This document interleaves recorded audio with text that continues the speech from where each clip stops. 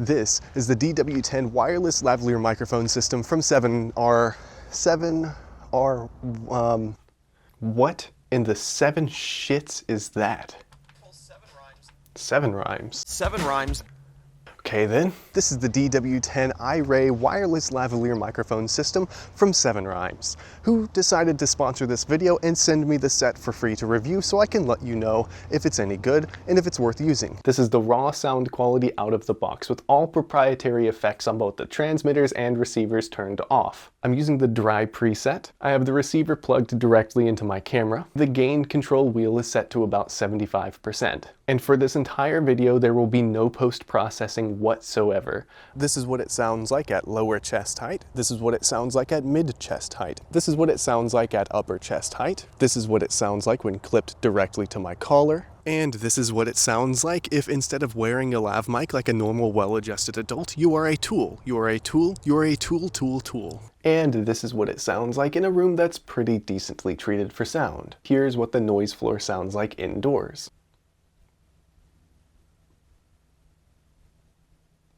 For what it is, it's pretty good. This is what it sounds like with the gain wheel set to about 75% sensitivity. Here I am at about 50%, which should mean that I can talk a little bit louder without it peaking, so that's always a good thing. And now I have the gain control wheel set to about 25%. This is what the microphone sounds like whenever you have it hidden underneath clothes. Here's a range test. With the microphone buried under clothes, I'm really curious how it's going to perform since it doesn't have direct line of sight.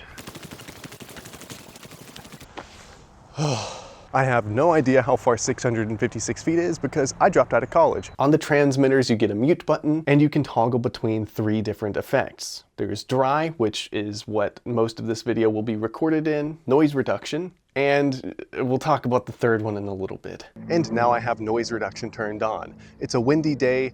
There's an airplane going by over top of me. I'm really curious how this mic is going to handle a situation like this, especially if I continue talking at the normal level that I usually talk at. I'm still at 75% sensitivity. Now I've got noise cancellation turned back off. I still have that road behind me, but I'm just doing kind of a little walk and talk. There's some construction noise somewhere over there. So I'm really curious if this mic is going to pick that up at all. This system also has Bluetooth capability, meaning you can connect it directly to your phone, which is an awesome touch that some may appreciate, some may not care about. I'm the type of person who doesn't give a shit. So this microphone costs $120, and my biggest gripe about it is the fact that the receiver does not have a headphone jack, so you can't check your audio from the receiver. You have to use your camera's headphone jack, which sucks for someone like me whose camera has like a half-second delay on the headphone jack. However, I do use a Panasonic camera, which means I can use the Panasonic video app, which allows audio monitoring from my phone. However, the Panasonic video app sucks dick, and I don't want to use it if I don't have to. So 7 Rhymes, please give me a headphone jack. You can monitor your audio from the transmitters. However, that monitor jack is a USB-C slot. Who thought that was a good idea? Now I've got to buy a USB-C to 3.5mm TRS adapter, and I don't want to do that. I don't like buying things. Am I nitpicking? Yes. You can buy an adapter for like $3 on Amazon. Whatever. I'll have some linked in the description. But to me, it's just such a weird design choice to me. And then there's this, for whatever reason. Not this shit again. Dear China, please stop doing this. 7 Rhymes, I know you're watching. Please leave a comment and explain why this is a feature.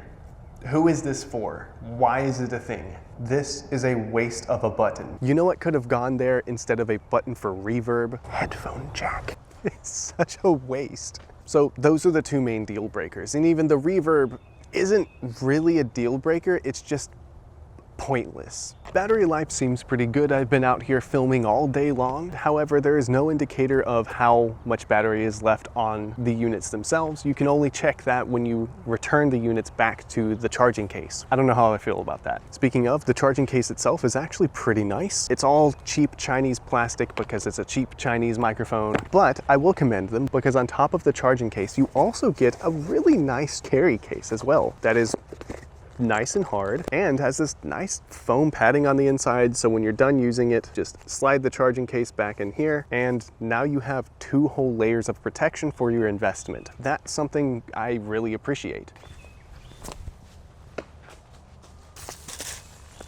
Totally fine. That's what happens when the manufacturer thinks of everything in some regards. I'm still butthurt about that headphone jack though, so don't think I forgave you. All right, let's do a drop test.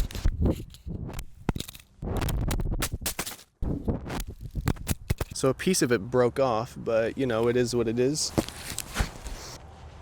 That felt good. So let's see, is this thing still working? I'm really curious. I don't even care about the fact that we're stuck with a 48K sample rate. What does suck is the fact that it's 16-bit recording instead of 24. For a $120 wireless system, I don't expect 32-bit float. Not yet. Am I overexposed? Yes, I am, and I don't care. Kitty.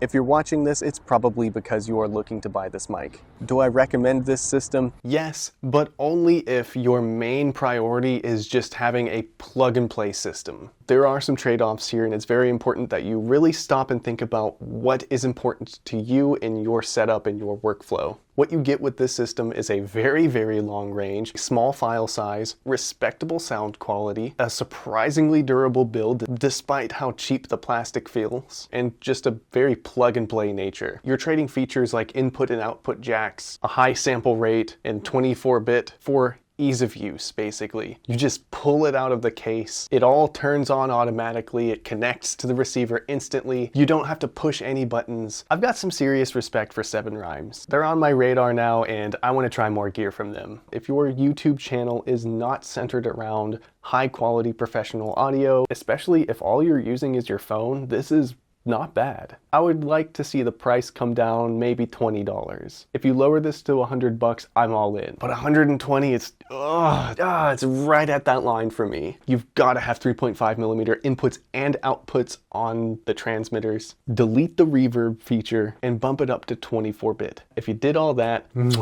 my take on this piece of gear would be overwhelmingly positive. I definitely can't say that these are good for anyone who takes their audio seriously. This type of system is great for people who need a very low learning curve and just want audio that's good enough. If you want to pick this system up for yourself, I have an affiliate link down in the description, or you can check out my other reviews if this is not the one for you. I also post my original music to this channel. Like, subscribe, and comment, and this is a cry for help.